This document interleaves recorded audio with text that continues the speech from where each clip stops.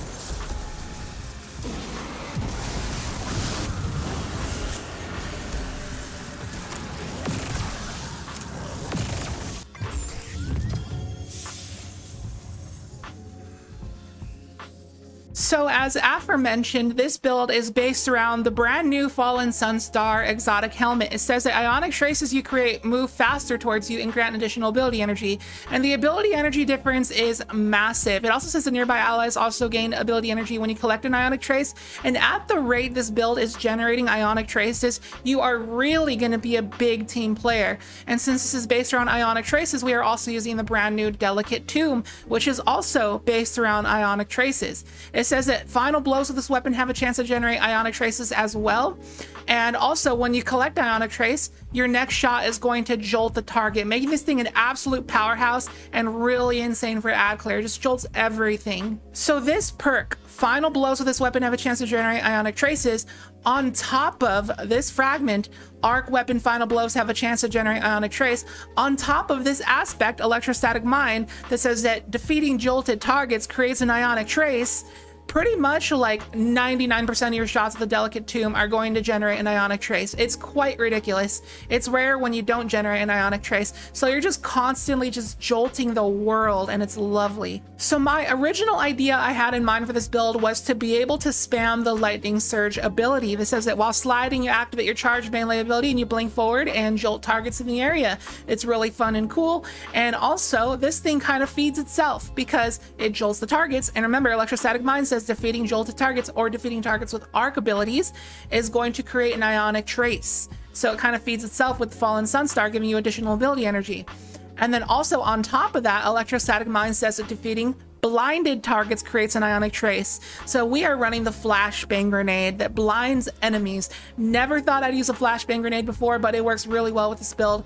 Blind those targets in the area, create that ionic trace. But not only that, but the flashbang grenade is also going to jolt enemies because of the spark of shock that says your arc grenades jolt targets. So this is going to proc 2 different lines of text on the electrostatic mine, and you're just generating so many ionic traces. It's ridiculous. Ultimate ability spam for Lightning Surge. But it doesn't end there, because electrostatic mine has another line of text that says collecting an ionic trace makes you amplified, which brings us to the spark of bacon. While you are amplified, your arc special weapons create a blinding explosion.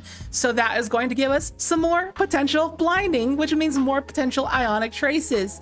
Therefore, when we get kills with our Delicate Tomb, not only is it going to jolt them, but it's also going to blind them, giving you multiple ionic traces per shot with this thing, fully recharging that Lightning Surge really easily. For my super of choice, I got Chaos Reach. I would not recommend Storm Trance. It's pretty weak in PvE. My last fragment here is going to be Spark Resistance, so that when we're surrounded, we get some resist, and that's going to be very useful when we lightning search into an area. We're going to be pretty surrounded. And as for my class ability, I'm using Healing Rift, because usually right after you cast Lightning Surge, you immediately want to cast your Healing Rift. And that is then going to proc double outreach on our class item, so that we get a big chunk of melee cooldown back when we cast our Rift, making it more likely that we're going to get our Lightning Surge back right away. Now, to absolutely assure that we're going to get all our abilities back, we are running Bountiful Wells, so that our mods that create elemental wells will now stack, and then we're running 2 copies of Melee Wellmaker. So when we get that Lightning Surge kill, it is going to create 3 elemental wells, and then with Seeking Wellmaker, all those 3 wells are going to seek towards us immediately and give us a huge chunk of ability energy back. And then on top of that, when we collect those Arc Elemental Wells, we have Phantom Might to give us a 25% damage buff to our Arc weapons for 11 seconds, making our Delicate Tomb that much more insane. So as for our additional mods, we are running a copy of Focusing Strike on our gloves, but if you have Artifice Armor, you can afford to put another copy on over here. I don't have that, unfortunately, but it says that causing damage with a melee attack will give you class ability energy, so when you go in for that Lightning Surge, it'll make it that much more likely that you can drop your Rift right after, which is very, very useful. And on our helmet, we are rocking Double Harmonic Siphon. You can run hands-on if you want, since you're going for Lightning Surge a lot, but I opted for Double Harmonic Siphon so that Rapid Final Blows with your Delicate Tomb is going to make an Orb of Power, making it so when we pick up that orb, it's going to proc double Invigoration on our boots, giving us reduced melee cooldown, and that gives us more energy for, you guessed it, Lightning Surge. Now, as for your other 2 weapons here, you can use whatever the heck you want to use. It doesn't matter. If you need champion mods, you can swap these up accordingly. I would just highly recommend going with an Arc Heavy. You got options like the 7 Seraph Saw, the Hothead, the Storm Chaser, Half Truce, whatever you want to use, because you want to take advantage of that Phantom Might buff. So I opted for the Hothead.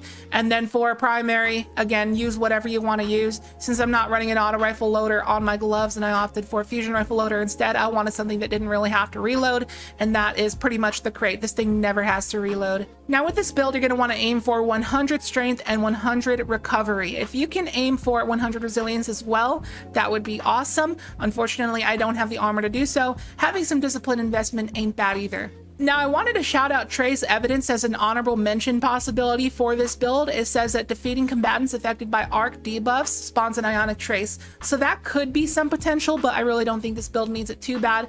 But I did say earlier that this build has not yet unlocked its full potential. And what I mean by that is Spark of Ions.